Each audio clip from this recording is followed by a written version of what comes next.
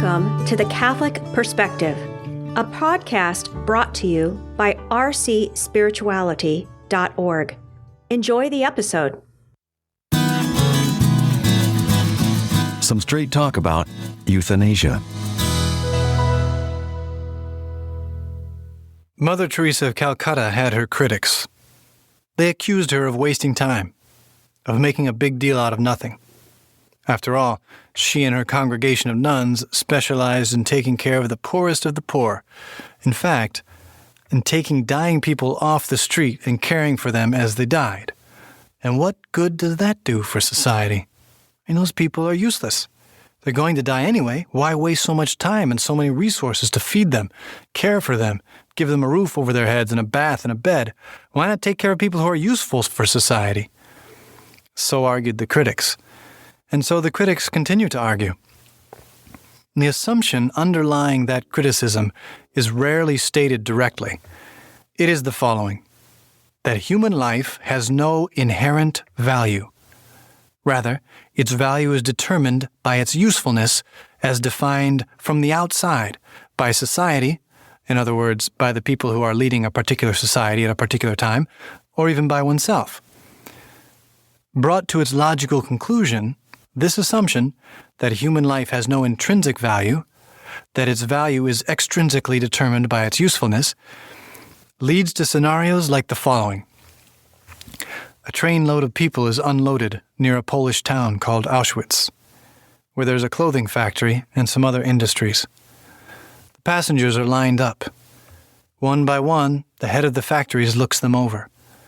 If he thinks they're strong enough to work in the factory, he points them to the right.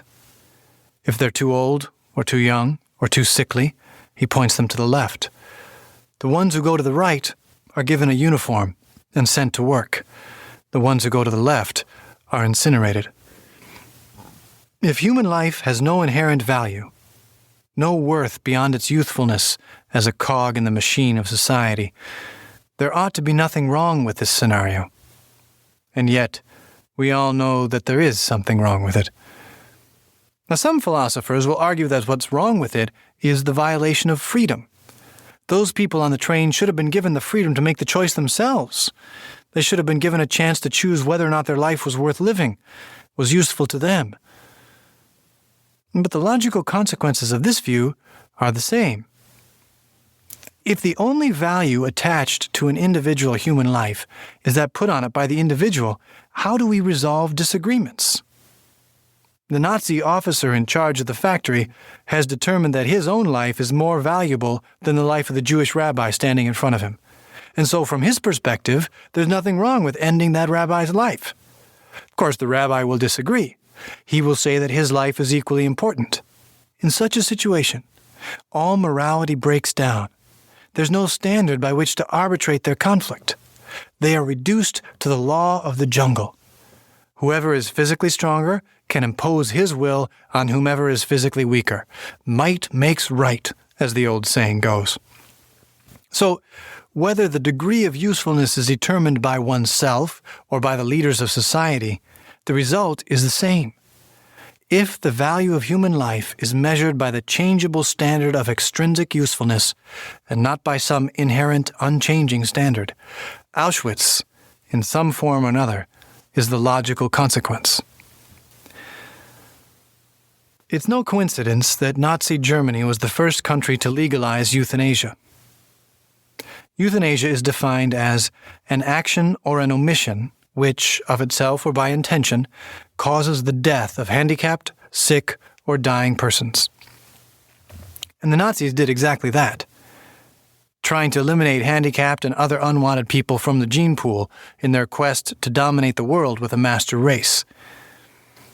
Earlier in the 20th century, some British social engineers had begun pursuing similar goals under the banner of eugenics, a program that sought to purify the world of the poor and the weak by gradually eradicating the inferior races.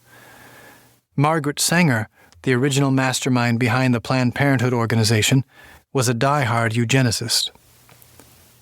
Now, euthanasia as a social policy, making it legal to kill oneself with the help of a doctor, which is called assisted suicide, or making it legal to kill someone else when that life has been deemed useless, has slowly been gaining momentum. The most common argument in favor of legalizing euthanasia is that it is a way to eliminate suffering and die with dignity.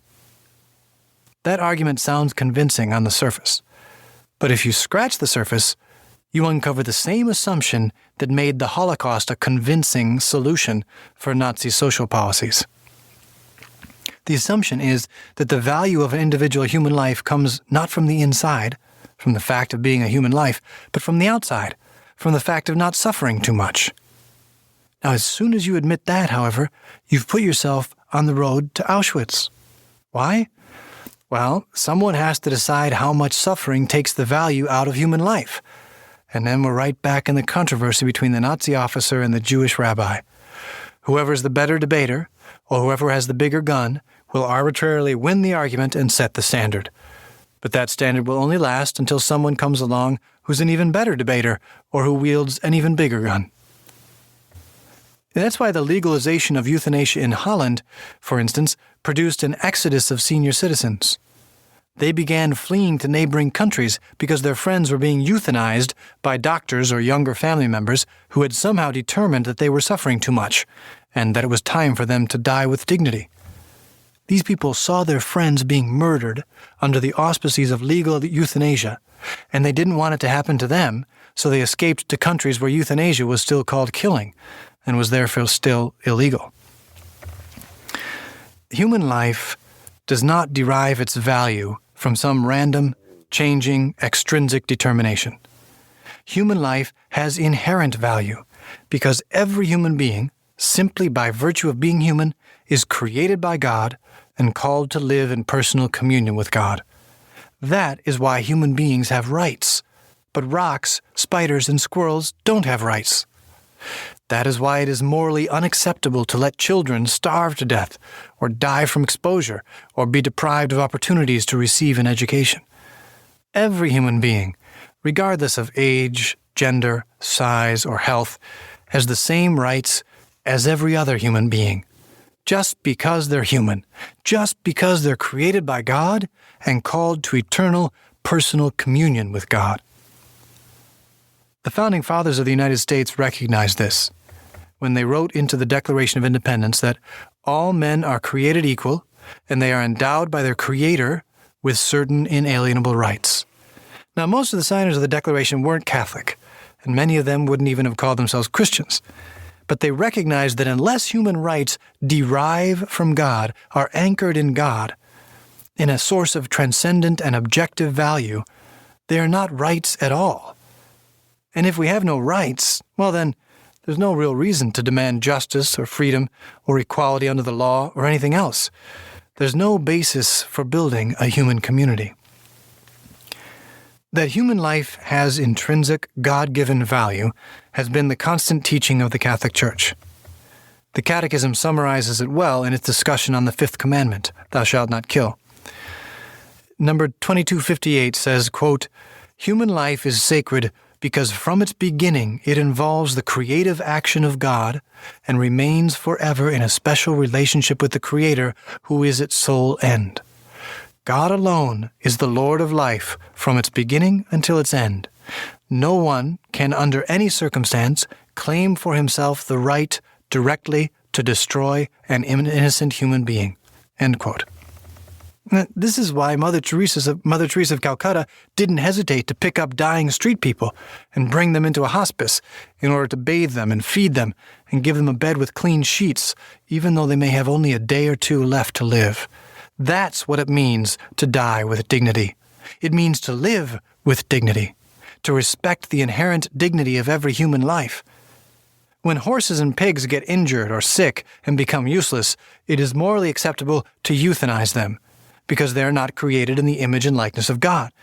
But we don't treat human beings the way we treat horses and pigs. The meaning of human life is not diminished by sickness, old age, or suffering. But the Church is also realistic. The one thing we can count on in life is that it will come to an end. We all die sooner or later. Therefore, we are not morally obligated to resist death at all costs. As the Catechism puts it, quote, discontinuing medical procedures that are burdensome, dangerous, extraordinary, or disproportionate to the expected outcome can be legitimate. It is the refusal of overzealous treatment. Here one does not will to cause death. One's inability to impede it is merely accepted. End quote. At the same time, however, we are obligated always to supply basic health needs like nutrition, hydration, bed rest, hygiene, and room temperature. The Catechism continues, quote, even if death is thought imminent, the ordinary care owed to a sick person cannot be legitimately interrupted. End quote. Now, 3 criteria are generally used to determine if a particular medical procedure, in a particular case, is ordinary or extraordinary. If it offers a particular patient in a particular circumstance, 1, reasonable hope of benefit without involving 2, a serious danger of death, or 3, excessive pain, hardship, or burden, then it would probably be considered an ordinary means of health care, and so we would be morally obligated to use it. But if there is no reasonable hope of benefit, or if it involves a serious danger of death, or an excessive burden, it is probably extraordinary.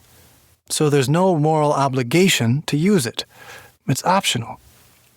And these criteria have to be applied case by case. The moral theologian Monsignor William Smith gives a concrete example. If a normal 16-year-old girl gets pneumonia, treating it aggressively with antibiotics, sulfur drugs, and other tested procedures certainly offers a reasonable hope of benefit.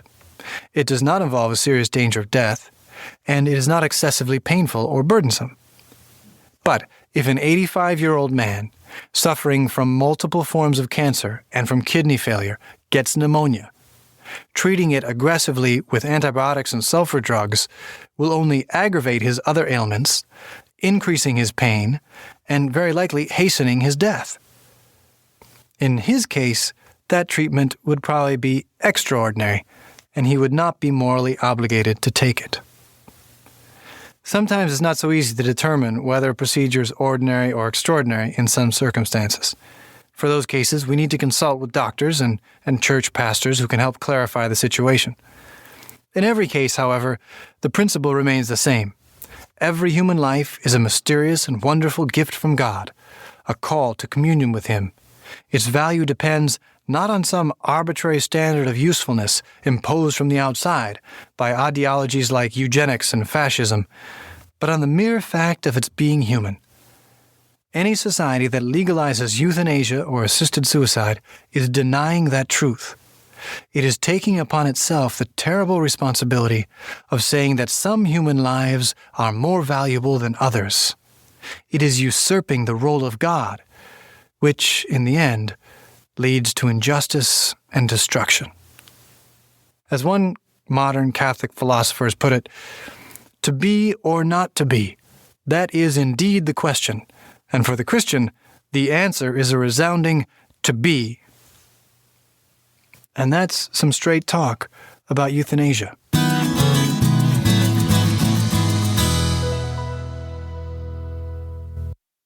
You have been listening to The Catholic Perspective, a resource from rcspirituality.org. Please visit our website and check out more great resources to help you pray, learn, grow, and go. Please join our team of digital missionaries by subscribing at rcspirituality.org.